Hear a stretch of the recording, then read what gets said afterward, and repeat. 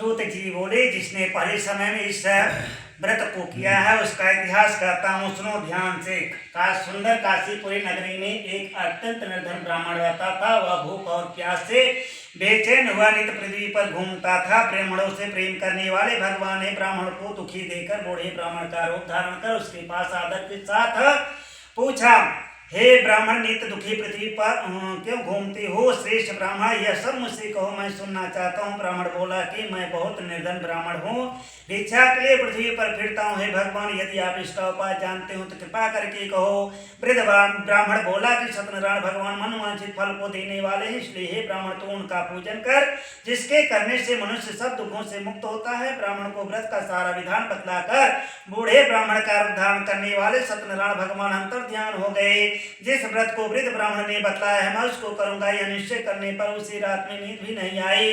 वह सवेरे उठ सत्यनारायण भगवान के व्रत का निश्चय कर भिक्षा के लिए चला। उस दिन उसको भिक्षा में बहुत सा धन मिला, जिससे बंधु बांधवों के साथ उसने सत्यनारायण भगवान का व्रत किया। इसके करने से वह ब्राह्मण सब दुखों से छूट कर अनेक प्रकार की संपत्तियों से युक्त हुआ। उस समय से वह ब्राह्मण हर मास व्रत करने लगा। इस तरह सत्यनारायण भगवान के व्रत को जो करेगा वह सब पापों से छोड़कर मोक्ष को प्राप्त होगा। आगे जो पृथ्वी पर सत्यनारायण भगवान का व्रत करेगा वह मनुष्य सब दुखों से छूट जाएगा।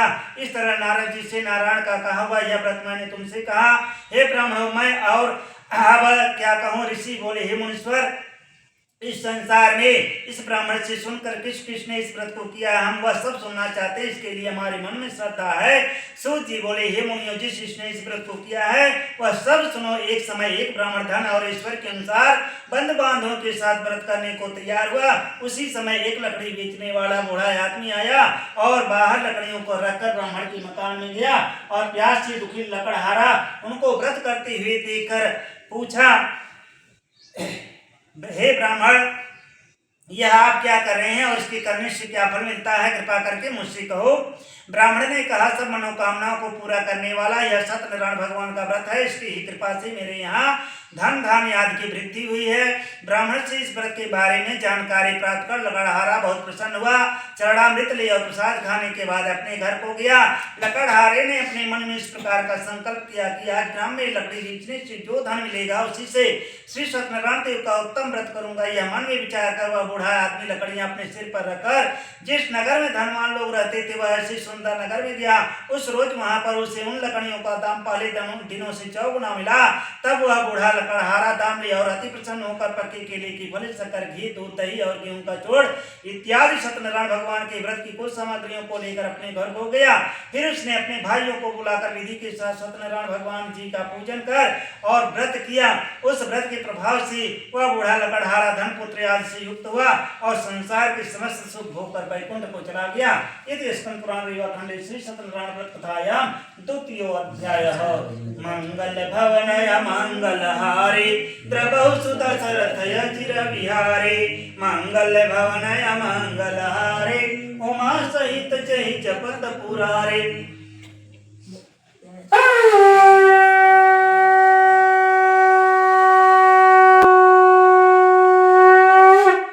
शंकर भगवान की जय, रामायण बाबा की जय। जय श्रीमन नारायण लक्ष्मण नारायण विश्वे। सूत जी बोले, हे श्रेष्ठ मुनियों, आगे के कथा करता हूँ, सुनो है। पहले समय में उल्कामुख नाम का एक बुद्धिमान राजा था। वह सत्यवक्ता और जितेंद्री था। प्रतिदिन देवस्थानों पर जाता तथा गरीबों को धन देकर उनके कष्ट दूर करता था। उसकी पत्नी कमल के समान ऊँट वाली और सती साध्वी थी। भद्रशीला नदी के तट पर उन दोनों ने श्री सत्यनारायण भगवान का व्रत किया। उस समय वहाँ एक साधु वैश्य आया। उसके पास व्यापार के लिए बहुत सा धन था। वह नाव को किनारे पर ठहरा कर राजा के पास आ गया और राजा को व्रत करते हुए देखकर विनय के साथ पूछने लगा, हे राजन, भक्ति युक्त चित्त से आप क्या कर रहे हैं? आप मेरी सुनने की इच्छा है सो या आप मुझे बताइए। राजा बोले, हे साधु, अपने बांधवों के साथ पुत्र आदि की प्राप्ति के लिए यह महाशक्तिमान सत्यनारायण भगवान का व्रत व पूजन किया जा रहा है। राजा के वचन सुनकर साधु आदर के साथ बोला, हे राजन, मुझसे इसका सब विधान कहो, मैं भी आपके कथनानुसार इस व्रत को करूंगा। मेरे भी कोई संतान नहीं है और इससे निश्चय ही होंगी। राजा से सब विधान सुनकर व्यापार से निवृत्त हुआ आनंद के साथ घर गया। साधु ने अपनी स्त्री से संतान देने वाले उस व्रत का समाचार सुनाया और कहा कि जब मेरे संतान होगी तब मैं इस व्रत व्रत को करूंगा। साधु ने ऐसे ही वचन अपनी स्त्री लीलावती से कहे।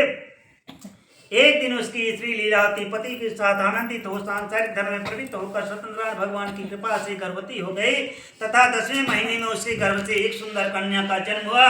दिन दिन वह इस तरह बढ़ने लगी जैसे शुक्ल पक्ष का चंद्रमा बढ़ता है। कन्या का नाम कलावती रखा गया। तब लीलावती ने मीठे शब्दों में अपने पति से कहा कि हे नाथ, आपने जो संकल्प किया था कि भगवान का व्रत करूंगा, अब आप उसे करिए। साधु बोला, हे प्रिय, इसके विवाह पर करूंगा। इस प्रकार अपनी पत्नी को आश्वासन दे वह नगर को गया। कलावती पितृगृह में वृद्धि को प्राप्त हो गई। साधु ने जब नगर में सखियों के साथ अपनी पुत्री को खेलते हुए देखा तो तुरंत ही दूत को बुलाकर कहा कि मेरी पुत्री के लिए कोई सुयोग वर देकर लाओ। साधु की आज्ञा पाकर दूत कंचन पर पहुंचा। वहां पर खोज और देखभाल कर लड़की के लिए सुयोग बड़े पुत्र को ले आया। उस सुयोग लड़की को देकर साधु ने अपने बंधु बांधव सहित प्रसन्नचित्त तो अपनी पुत्री का विवाह उसके साथ कर दिया, किंतु दुर्भाग्य से विवाह के समय भी उस व्रत को करना भूल गया। श्री सत्यनारायण भगवान क्रोधित हो गए और श्राप दिया कि तुम्हें दारुण प्राप्त होगा। अपने कार्य में कुशल बन जा। साधु जमाता सहित समुद्र के समीप स्थित रत्नपुर नगर में गया। वहां दोनों ससुर जमाई चंद्रकेतु राजा के उस नगर में व्यापार करने लगे। एक रोज भगवान सत्यनारायण की माया से प्रेरित कोई चोर राजा का धन चुराकर भागा जा रहा था, किंतु राजा के दूतों को आता देखकर चोर ने घबराकर भागते हुए राजा के यह धन को वहीं चुपचाप रख दिया जहां वो ससुर जमाई ठहरे हुए थे। जब दूतों ने साधु वैश्य के पास राजा के धन को रखा देखा तो दोनों को बांध कर ले गए और बड़ी प्रसन्नता से दौड़ते हुए राजा के समीप जाकर बोले, यह दो चोर हम पकड़ कर लाए हैं, देकर आज्ञा दे। तबार आज्ञा राजा की आज्ञा से उनको कठिन कारावास में डाल दिया गया और उनका सब धन छीन लिया गया। सत्यनारायण भगवान के श्राप द्वारा उनकी पत्नी भी घर पर बहुत दुखी हुई और घर पर जो धन रखा था उसे चोर चुरा कर ले गए। शारीरिक व मानसिक पीड़ा तथा भूख प्यास से अति दुखित अन्न हो अन्न की चिंता में कलावती एक ब्राह्मण के घर गई। वहां उसने सत्यनारायण भगवान का व्रत होते देखा, फिर कथा सुनी तथा प्रसाद ग्रहण कर रात को घर आई। माता ने कलावती से कहा, हे पुत्री, अब तक कहाँ रही वह, तेरे मन में क्या है? कलावती बोली, हे माता, मैंने एक ब्राह्मण के घर श्री सत्यनारायण भगवान का व्रत होते देखा। कन्या के वचन सुनकर लीलावती भगवान के पूजन की तैयारी करने लगे। लीलावती ने परिवार और बंधुओं से श्री सत्यनारायण भगवान का पूजन किया और यह वर मांगा कि मेरे पति और दामाद शीघ्र ही आ जावें। साथ ही प्रार्थना की कि हम सबका अपराध क्षमा करो। सत्यनारायण भगवान इस व्रत से संतुष्ट हो गए और राजा चंद्रकेतु को स्वप्न में दर्शन देकर कहा कि हे राजन, दोनों वैश्यों को प्रातः ही छोड़ दो और उनका सब धन जो तुमने ग्रहण किया है दे दो, नहीं तो मैं तेरा धन पुत्र राजपुत्र सब नष्ट कर दूंगा। राजा से ऐसे वचन कहकर भगवान अंतर ध्यान हो गए। प्रातः का राजा चंद्रकेतु ने सभा में अपना स्वप्न सुनाया और फिर दोनों बड़े पुत्रों को कैद से मुक्त कर सभा में बुलाया। दोनों ने आते ही राजा को नमस्कार किया। राजा मीठे वचनों से बोला, हे महानुभावों, भावी वर्ष ऐसा कठिन दुख प्राप्त हुआ है, अब तुम्हें कोई भय नहीं। ऐसा कहकर राजा ने उनको नए नए वस्त्राभूषण पहनवाए तथा उनका जितना धन लिया था उससे दूना धन देकर राजा से विदा किया और दोनों वैश्य अपने घर को चल दिए। इस स्कंद पुराण खंड श्री सत्यनारायण व्रत कथायां तृतीयो अध्याय। प्रभु के कृपा भयहु सब काजो, जन्म हमार सुफल भाया जो, जाकर नाम सुनत शुभ होई, मोरे गृह आवा प्रभु सोई।